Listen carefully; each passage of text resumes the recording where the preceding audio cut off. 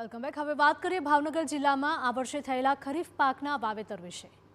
ભાવનગર જિલ્લામાં આ વર્ષે ખરીફ પાકનું જુલાઈના તૃતીય સપ્તાહના અંત સુધીમાં કુલ વાવેતર 3,58,100 હેક્ટરમાં થયું છે, જે વાવેતર જિલ્લાના કુલ ખરીફ વાવેતર 4,44,000 હેક્ટરના 80.65% છે, જેમાં કપાસ અને મગફળીનું વાવેતર મુખ્ય છે। જિલ્લામાં 51% જેટલો વરસાદ વરસી ગયો છે અને તેની સામે પાકનું વાવેતર વાવણીની 80%થી વધારે જમીનમાં થયું છે।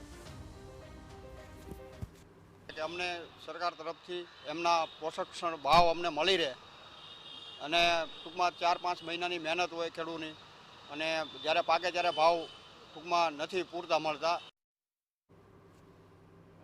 જિલ્લાના ખેડૂતોએ ખાસ કરીને તળાજા અને મહુવાના ગ્રામ્ય વિસ્તારોમાં પુષ્કળ પ્રમાણમાં કપાસનું વાવેતર કર્યું છે।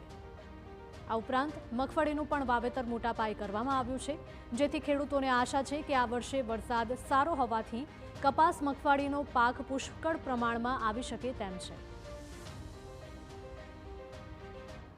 વાવેતર સારું થયું છે। બાકીનું અન્ય જિલ્લાઓમાં જે અતિવૃષ્ટિ થઈ છે એની સામે ભાવનગરની અંદર ખેડૂતોને જરૂરિયાત પૂરતો વરસાદ પણ સમયાંતરે થયો છે, એટલે સ્વાભાવિક છે કે અત્યાર સુધીની જે પરિસ્થિતિ છે એ ઉત્પાદન વાવેતર જે થયું છે એ પ્રમાણે ખૂબ સારું પાક છે અને હજી પણ પાછળનો જે વરસાદ છે સમયાંતરે જરૂરિયાત મુજબનો વરસાદ આવે તો ઉત્પાદન ખૂબ વધે એવી શક્યતાઓ ભાવનગર જિલ્લાની ખાસ કરીને છે।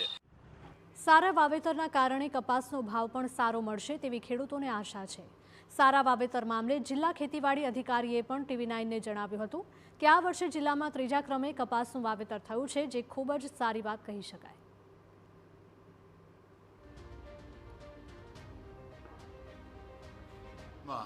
3,84,000 હેક્ટરની અંદર વાવેતર પૂર્ણ થયું છે, જેમાં મુખ્ય પાકોમાં આપણે કપાસ છે એ 2,16,000 હેક્ટરની અંદર વાવેતર અત્યાર સુધીમાં પૂર્ણ થયું છે અને મગફળી છે તો મગફળી 1,16,000 હેક્ટરની અંદર વાવેતર થયું છે।